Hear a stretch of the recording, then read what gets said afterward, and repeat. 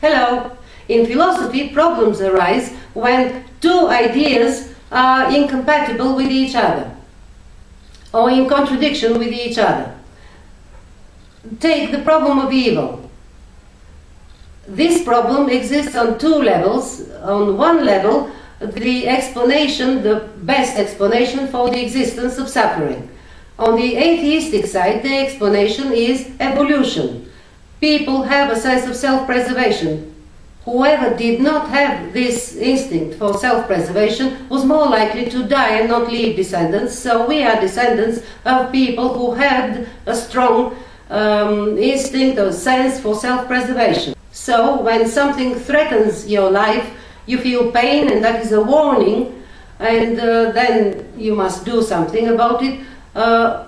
In general, suffering appears when there is some kind of a threat for your well-being, and then you feel either pain or mental anguish, suffering. On the other hand, the explanation for suffering from Christians is that God created people with free will. They can decide to do good or bad, and sometimes they decide to do bad things to other people. And that is their explanation for the existence of suffering. Also, there is another reason for the fact that people suffer or die, and that is natural disasters. On the atheistic side, from geology, we know an explanation for the natural disasters, tectonic plates, for example, or volcanoes and other things. And that is the explanation for natural disasters which cause suffering. And suffering, I just explained why people feel this pain or anguish. Christians do not have a clear explanation for natural disasters which cause suffering.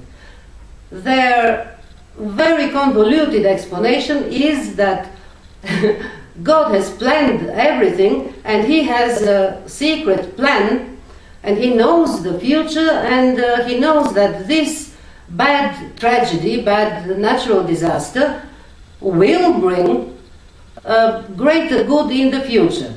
Tonight I want to argue that if God exists, then the objectivity of moral values, moral duties, and moral accountability is secured.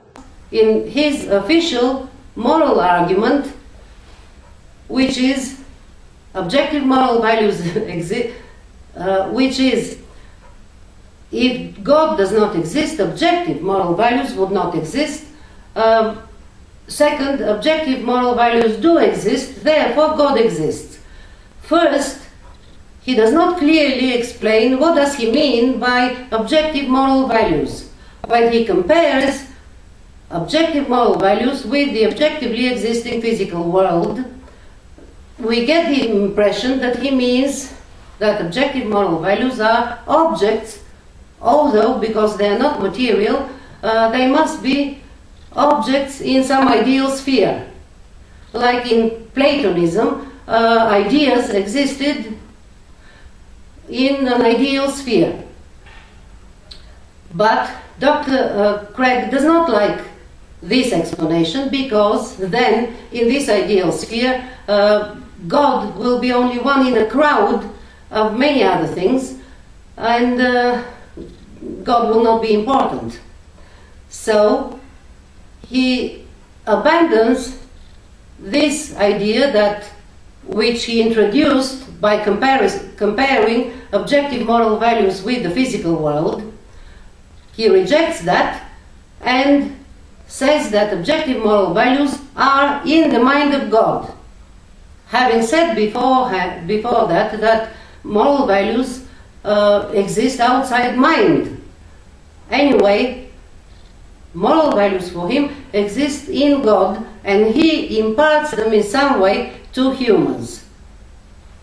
Or humans learn these objectively existing moral values, and that's how we have morality. It would be arrogant and ignorant to claim that unbelievers do not also often lead good moral lives.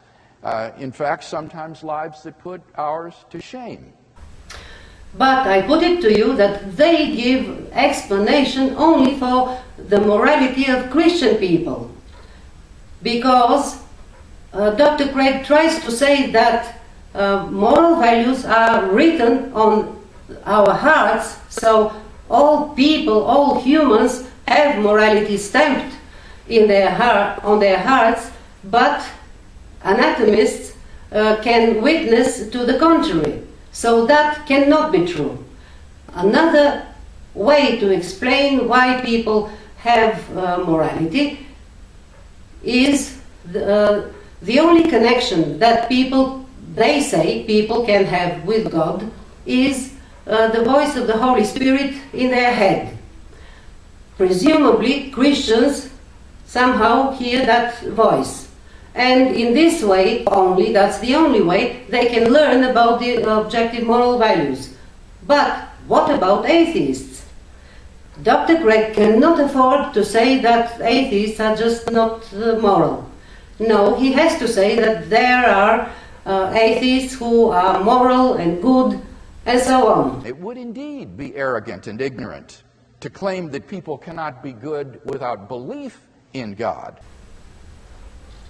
So, how does he explain the morality of atheists?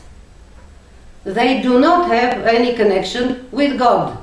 As I said, we do not all have morality stamped on our hearts. Atheists do not hear the voice of the Holy Spirit that he asserts that exists in their heads. So, if this is the situation and morality exists outside people and only in God's head, then there is no explanation for why atheists are moral. Therefore, the atheistic explanation wins. Bye.